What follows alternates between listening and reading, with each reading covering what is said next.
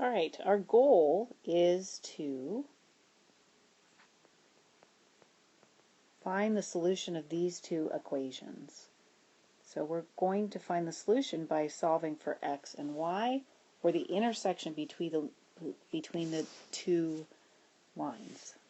Okay, so the first thing we're going to do is we are going to find that working with fractions is really a pain.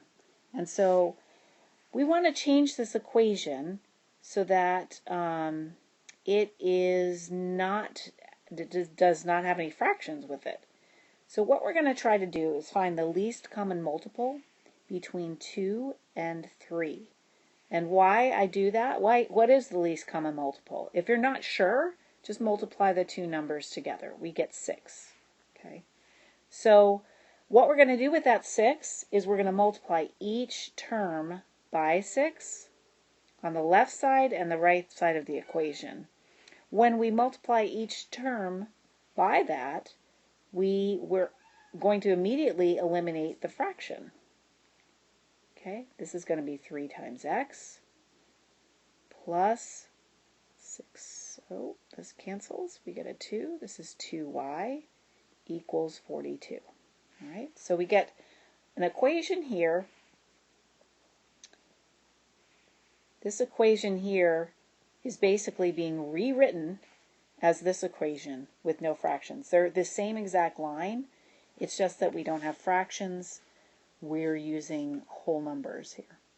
All right, so our next thing that we want to try to do is take this second equation and do the same exact thing.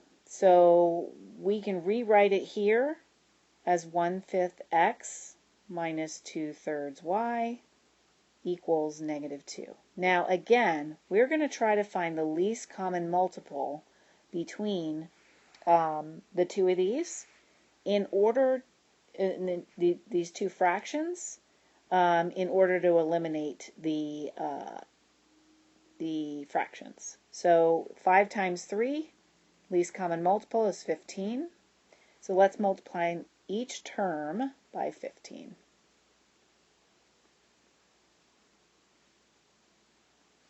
Okay. We're going to end up with, we'll end up with 3x. 15, well, let's go ahead and divide.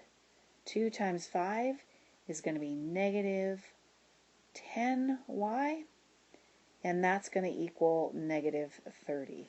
Okay, so we have two equations.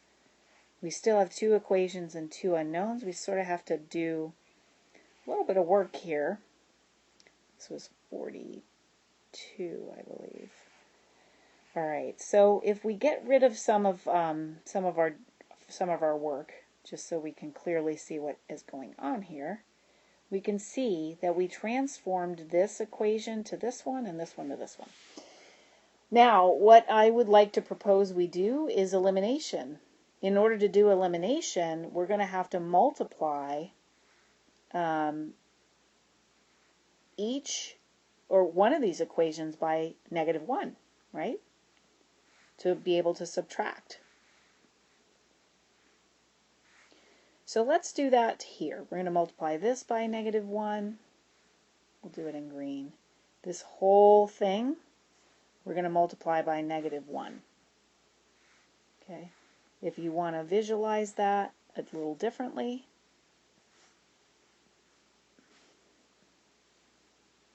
we can multiply each term by -1. And this is a better way to visualize it like that. So now if we add these two equations, this goes away. This becomes -12y, and this equals -72. If we divide both sides by -12, we get y equals 6, right? These cancel, and -72 divided by -12 is 6. So we've done part of our work. Now, all we need to do is go back and pick one of these equations, one of these two equations. Maybe we'll pick this one and substitute in y equals 6 to that. We could do that, or we could take y equals 6. Well, let's do that. So 3 times x minus 10 times 6 equals negative 30. All I did was took that 6 and I substituted it in for the y right there and rewrote the equation. This is 3x minus 60 equals negative 30, or just finish this up here. You already know y equals 6. Get rid of that. And we will end up with 3x equals 30, or x equals 10. So we're done. We finished our goal right here.